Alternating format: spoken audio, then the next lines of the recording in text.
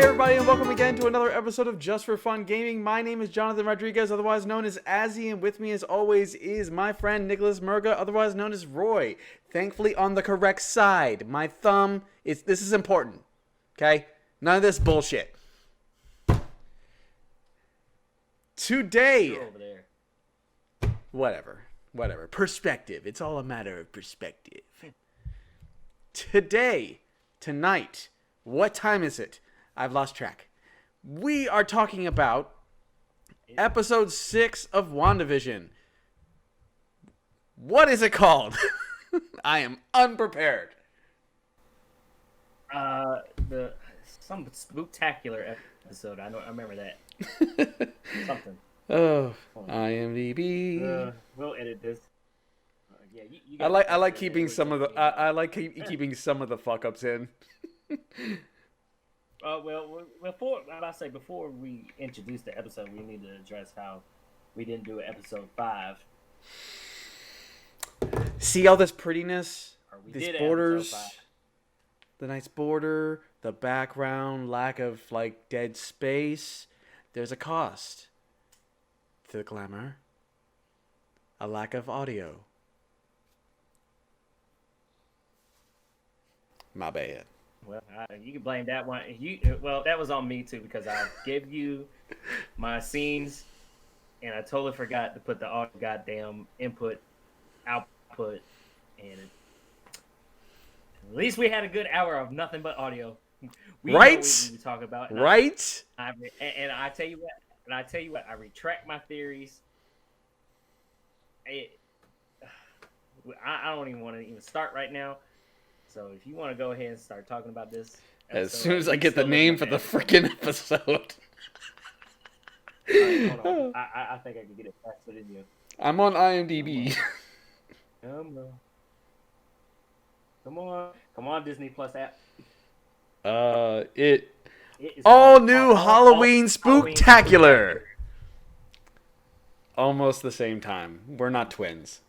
Despite everything that anyone thought when they walked up on us in grade school. It's like, God, we're not twins. We just both happen to be brown, and you've never seen ethnicity. Before we go any further, as always, if you haven't seen the episode, then this is the worst way, the literal worst way to be told anything about it. Assume that this is your spoiler warning. If you haven't seen the episode yet, then please, by all means, go watch the damn episodes. Like, what are you doing with your life? And then come back here and listen to us, like, vomit our nerd on you.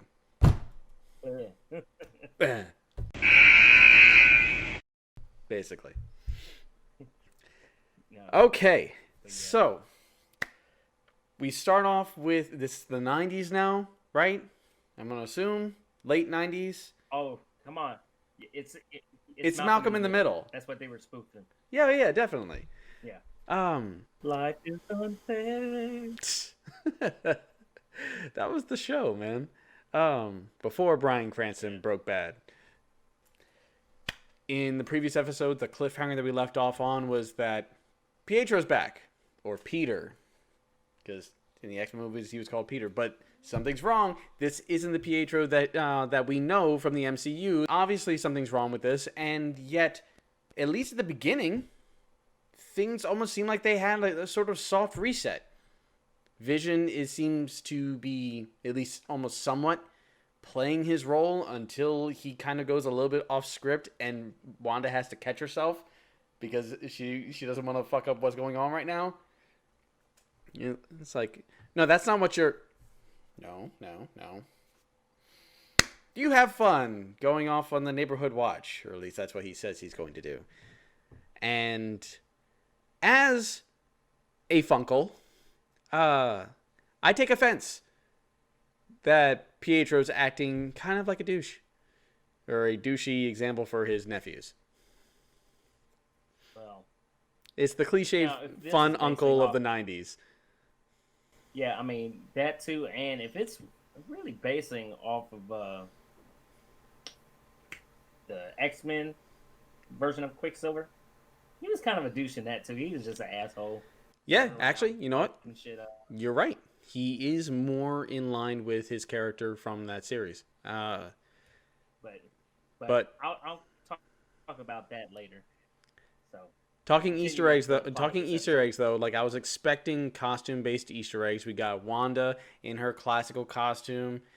Vision was in his inspired by classical costume. Though I love how they cover it up or like they joke about it. But it's like he's not supposed to be dressed up like the Vision. He's a luchador. Billy is dressed up as his comic-based counterpart because he becomes in the comics he becomes Wiccan, who takes after Wanda's powers, which we get to see later on in the episode.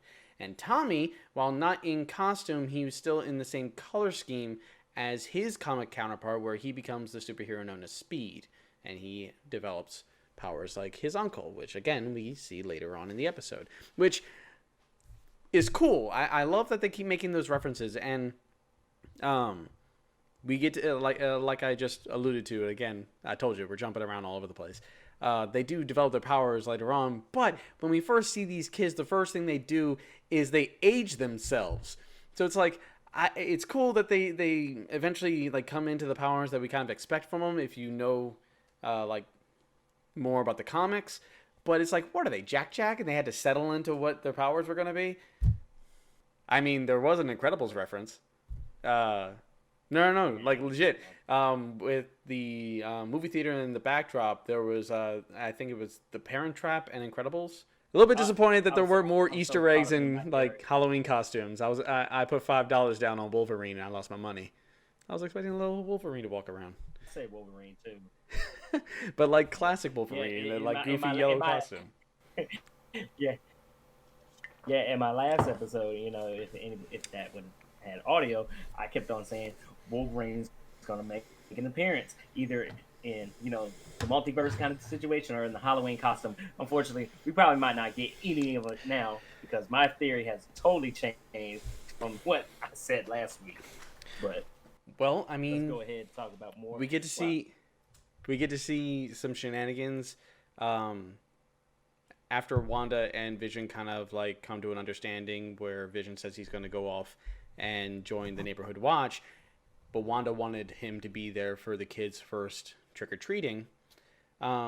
Pietro comes in to kind of like solve the situation, and they decide him and Wanda and the boys were going to go trick-or-treating, and shenanigans ensue with Quicksilver and his super speed, which I got a Perd Hapley vibe off of Herb, and not just because his name was Herb. When Wanda walked over and was talking to him, asking him how things are going with the neighborhood watch, of which what? Somebody stole all the candy. Yeah. What? Somebody's playing silly string. Did you notice he had a whole bunch of silly string? Pumpkins. Did you notice he had a whole bunch of silly string on his back as he was walking away? Like they had gotten him too. Yeah. The next thing that particularly happens, we get to see from Vision's perspective, as when Wanda first goes and speaks to Herb, he tries to check in to see how Vision's helping out the neighborhood watch, and that's where she finds out that Vision lied to her, and he wasn't helping out with the neighborhood watch at all. So then we get to see from Vision's perspective as he starts getting further and further away from Wanda, and we start seeing the effect that distance has on the denizens of Westview. Like the one woman who was caught, I think it was Nerdist who was saying that he caught in a GIF animation. GIF. I always forget. Whatever. Don't at me. With that one CGI tear going down her cheek. Yeah, I was gonna say my camera did pick it up, but I was trying to lick it tear out of there.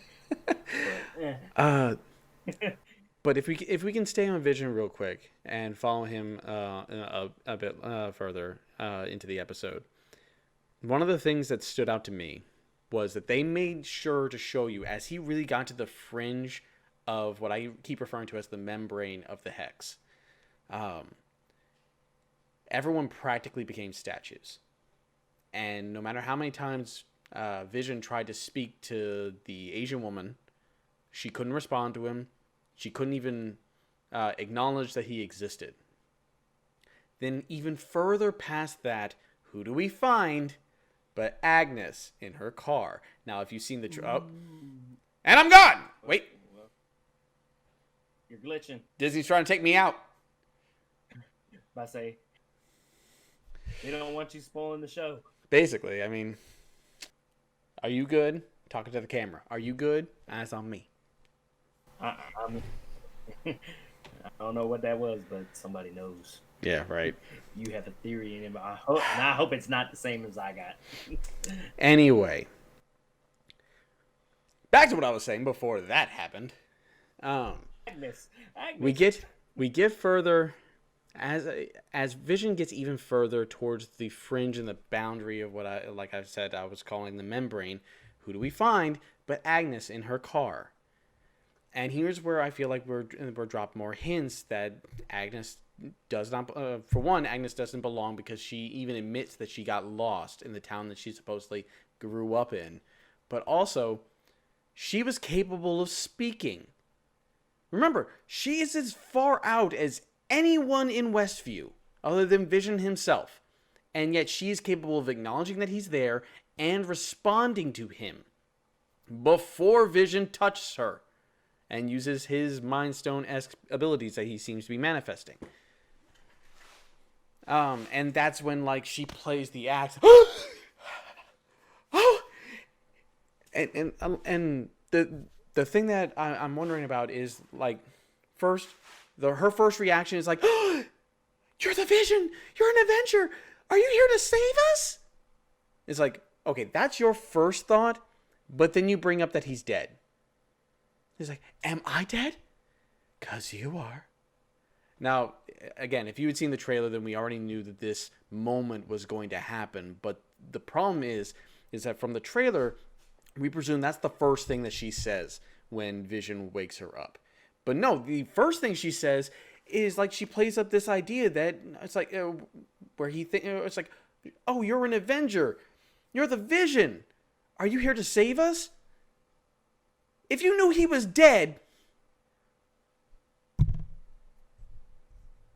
why'd you think that he was going to save you? Like, that's some bad acting. It's amazing acting. I love the actress, but I feel like she is playing possum.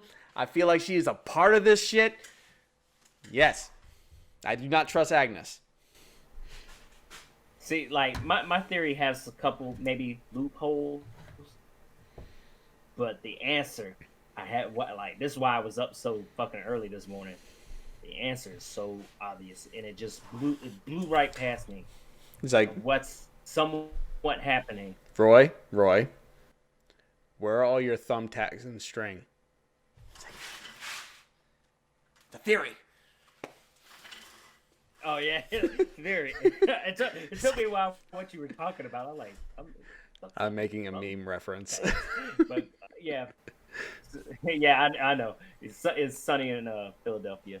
But yeah, after that, I feel like there was pretty much not anything going on in this episode, like as far as like story beats.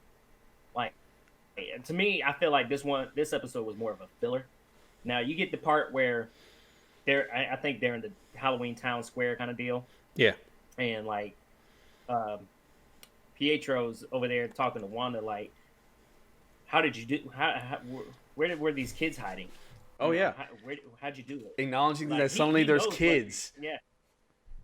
Like, because remember it was in episode 5. Vision said, like, why are there no other children in Westview? And now there's a fuck ton of them. Yeah. I don't trust Pietro either. I don't trust Pietro either. He's way too self-aware of all the shit that's going on. He was commenting on the scenario like he was separate from it. But again, he was also playing this like possum act where we're supposed to believe that all he remembers is getting shot and then Wanda calling out to him, and then he was there at the door, dressed like the Fonz, saying, your long-lost brother. Why would he refer to himself as your long-lost brother if in his mind he's only, he only got shot and then woke up and he's in Westview now? It's bullshit. I'm calling shenanigans. Shenanigans! Shenanigans! Shenanigans! Yeah, because in the last episode, I think it was the last episode. Yeah, it happened when the dog dies, and the kids are talking about bringing people back from the dead, Yep. and Agnes being like, "You could do that," You can do that. and then Pietro was like, "How did you do it?" Those two right there, those two questions. I don't have a theory for that, but that's kind of suspicious. Don't be suspicious. Don't be suspicious. Don't be suspicious. Don't be suspicious. My theory is whatever the malevolent entity behind this, one, Agnes is a subordinate to it, and two, it wants Wanda to draw out more of her power. Because every which way you look, people and things are trying to effectively egg her on to do more. And I remember I saw a TikTok where this guy actually proposed a particular theory supporting the idea that Wanda wasn't the one who actually set up the hex. When Wanda left the membrane of the hex in episode 5, for one, like, great scene, awesome display of power. But as she re-entered, she reinforced the hex. And it was only then that membrane took on her scarlet hue. Anything else that has to do with her powers, it's red. Anytime something is affected by her powers, it's red. Even the 80s Stark drone is still glowing from her powers. But it was only at that moment that she reinforced the membrane and it took on the hue of her powers. Why is that? And a clue to that, a clue to my theory, could be in that creepy as fuck commercial. Excuse the language. I'm really trying to curse less in these videos. Yeah, that commercial. I was like, because I remember the last one. You was like, some of these commercials are tied to Wanda's memories. Mm-hmm. What was that one about? I feel like this is the first. I feel like this is the first commercial. Yeah, I feel like this is the first commercial where we're actually, it's more of a clue as the nature of Westview in the first place, because it was snack on yo magic was the tagline, and as the kid is trying to like get the yo magic open, he wastes away and dies, and I feel like that is going to be the fate of the people of Westview if they're not freed from this place. But let's jump away from Westview and the hex itself, and let's jump into the sword base and get to all the shit that happened in there, because it feels like so much is happening in every episode since like episode 4. And it's like, how is it that these are only like 35 minutes long? Well, the last episode was the longest one. Yeah. So when we're in the sword base, we jump into the next meeting of the different sword agents, and Monica is pissed with the head of sword at the moment because like he like had you forgotten in the previous episode, Monica's idea was to send in an 80s era drone to try and communicate with Wanda, and the director of Sword loaded it up with a missile to try and kill her. Hey, what's the worst thing you could do with a superpowered person with trauma? Let's take that trauma and try to murder her with it. What's like the first bit of trauma that we know of that involves Wanda? A Stark missile. That was a Stark drone, and they tried to fire a missile at her. His name is Director Hayworth, the sword guy. This is the moment where we pause the show, and he had been an asshole for like 3 episodes so far. Like it was at least to begin with a slow trickle, but then as he started going, he was doing that. He was giving that look to Monica whenever she had ideas, like, you got ideas, that's cute. I don't care though. Director Tyler Hayward. I didn't presume that he was going to be the big bad, or he was like the cause of the hex, like some people were kind of presuming, especially after the previous episode where we found out that Sword had Vision's dismembered body. I think it's more it's more of a case of what happened in the 5 years during the blip, and something has him so very spooked that I feel like his whole shtick is that he wants to get Vision back to use Vision's corpse to make weapons, because that's what people without powers tend to do when they're scared of people with powers, is they try to make weapons to compensate. So yeah, at this point, fucking Darcy, Wu, and Rambo get kicked off facility, but lo and behold, they go back in there, hack. Why doesn't anybody tell me the plan? Or whatever.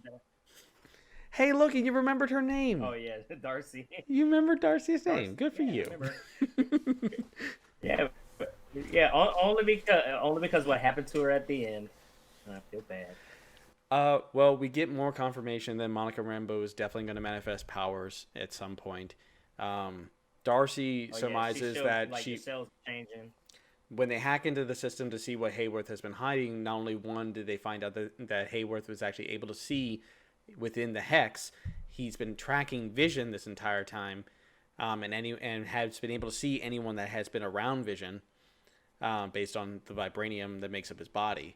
But they also had the data on her blood work, which in previous episodes when Monica woke up, they said that they needed new blood work. They didn't say what happened to the first set, and we get to find out now. Like based on the data, her cells have been affected by passing through the membrane twice, and she's changing. And Darcy feels like going back in for Monica, who makes reference to this friend of hers. Come on, read. She doesn't say it's going to be fatal, but she alludes to the idea that it could be. Yeah.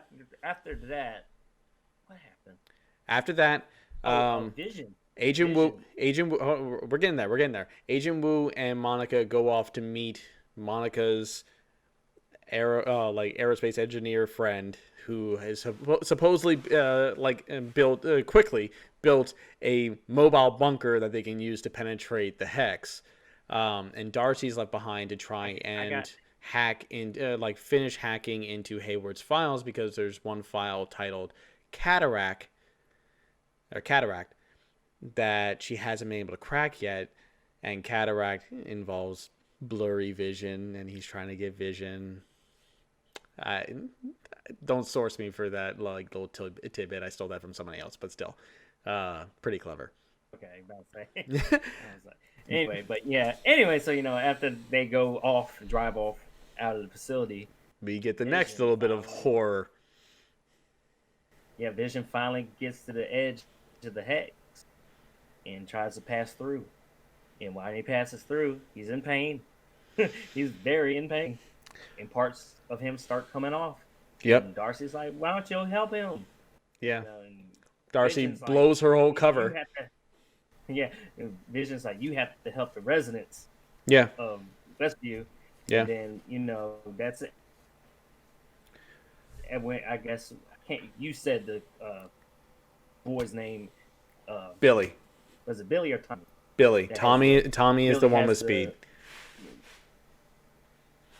So yeah, here's Vision crying out for help, and then that's when Wanda's like, "Hey, the only way I can save him is stop all this shit right now. Everything goes in freeze frame, and the hex expands. It goes out even further, so it can have Vision still in the hex." Yeah, to save him. I guess that was the only way to save him. Yeah. While in the midst of this, everybody that's in that area, the whole sword facility that they had set up, they turn into clowns. They turn into clowns. I want to know what Darcy turns into. That's what I want to know when the next episode happens. I feel like Darcy is going to be okay, but if this is a means to turn Darcy into a new character, maybe Darcy's going to develop powers. This actually leans me into thinking that if they're trying to bring mutants into the MCU, this is a possible way, because a lot of people have been thinking that maybe rather than this being a House of M kind of scenario, because in the original House of M, it ends with no more mutants. This House of M is going to end with her inadvertently creating the mutants, because you have to imagine if this is going to end with the Hex collapsing, then all those people are still going to pass the membrane and possibly be affected in the same way that Monica was. We get to see Billy using his powers, mimicking his mom with telekinesis and telepathy, and Pietro getting Peter. I'm gonna call him Peter. He ain't Pietro. It's Peter. Hey, Peter. Peter cracking a joke that cracking a joke about something that he shouldn't know about. Dead. Hey, it's like, don't worry, sis. It's not like your dead husband can die a second time. It's like, yeah, no. Yeah, I feel like that was pretty much. I feel like old man. Blow. I feel like old man yelling at Sky, like calling everything Mephisto, but like, that's Mephisto or Nightmare. One of those two. Oh, my theory does involve Mephisto, because I'm not the nerd about Marvel comics or anything, so I was like, type in Mephisto, see what powers he's got. Okay. Started doing a little bit digging, and I started to see a little bit of it, but that's pretty much the end of that episode. I'm gonna just go ahead and say my theory. What if the Hex isn't a bad thing, and Wanda's helping these people, and helping people outside of it as well? You're gonna Now, have to go. Here's the thing about that. When Vision meets Agnes in the car, and says, like, "Oh, are you here? You're an Avenger." And Vision says, "What's an Avenger?" Mm-hmm. He should know what that is. And then and it made me think. I was like, why doesn't he know this? Okay, so Wanda, couldn't. Well, hold on. Let me step it back real quick. Okay, well, you Wanda figure out had what you're thinking about. If I could add to this bit, I'm on the I firmly believe that while Wanda couldn't necessarily bring Vision back from the dead, she could effectively reconstitute Vision based on her memories. What we see is more or less effectively a clone that is created with her powers, which are derived from the Mind Stone. Breaks. Let me put in my theory. Okay, so Wanda was pretty much grieving about Vision being dead. Yeah. Okay. If she can't bring people back from the dead, how is Vision still here? Well, let me tell you. You know that little fucking quantum tunnel shit?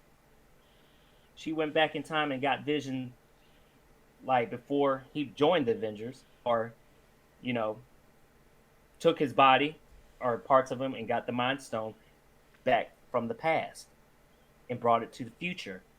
And what did the Sorcerer Supreme say in Avengers Endgame? If you fucking take something, you'll create an alternate reality. And the alternate reality is In the quarantined within the Hex? Yeah. She's preventing that shit to break out. Possibly.